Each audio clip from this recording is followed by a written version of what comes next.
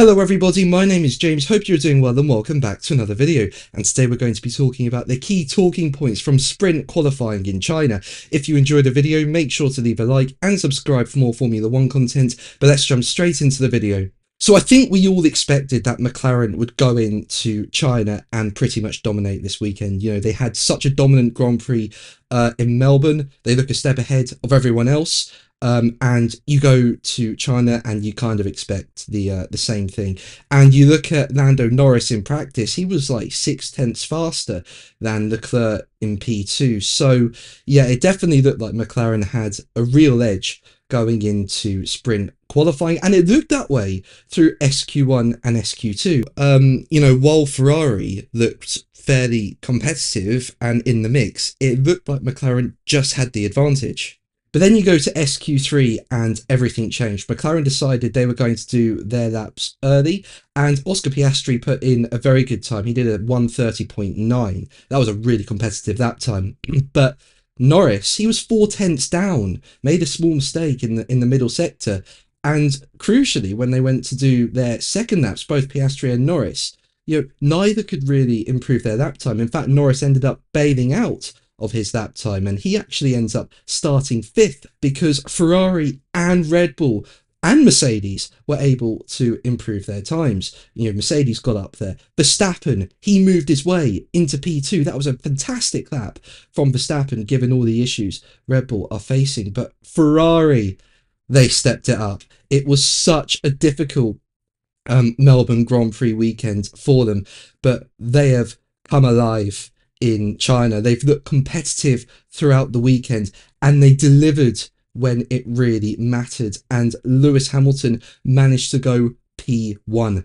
So yeah, what a turnaround from Melbourne for Ferrari. And interestingly, you know, they haven't really bought a lot of upgrades, Ferrari, to China. You know, you look at the FIA's document list and there's nothing listed on Ferrari's section.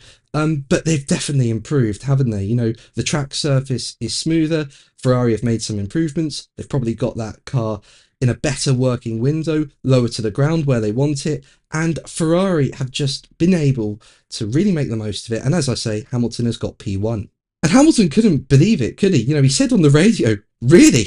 You know, when he was told he got P1. So yeah, a really fantastic job by Ferrari and Hamilton. And speaking about taking sprint pole, Hamilton said, "The last race was a disaster for us, and we knew there was more performance in the car, but wasn't able to extract it. To come here to a track I love, Shanghai, a beautiful place, the weather has been amazing, and the car came alive from lap 1. We made some great changes. The team did a fantastic job in the break to get the car ready. I'm in a bit of shock. I can't believe we get pole for the sprint. It puts us in good stead for the race." So yeah, a really fantastic lap from Hamilton.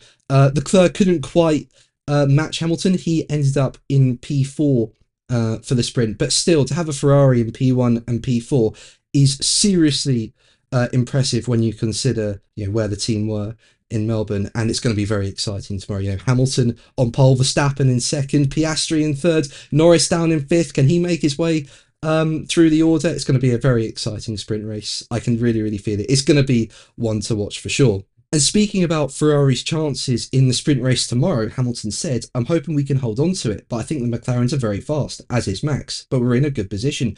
We will stay positive and keep our heads high and keep pushing forwards. There's still time to find, which I'll make sure I apply to the next qualifying session we go out in."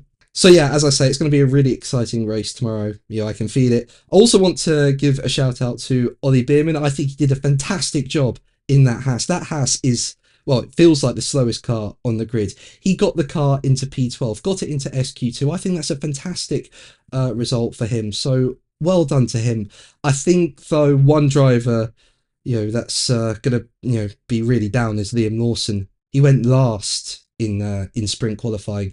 I don't know what's going on there. You know, Melbourne was a disaster for him, no doubt about it.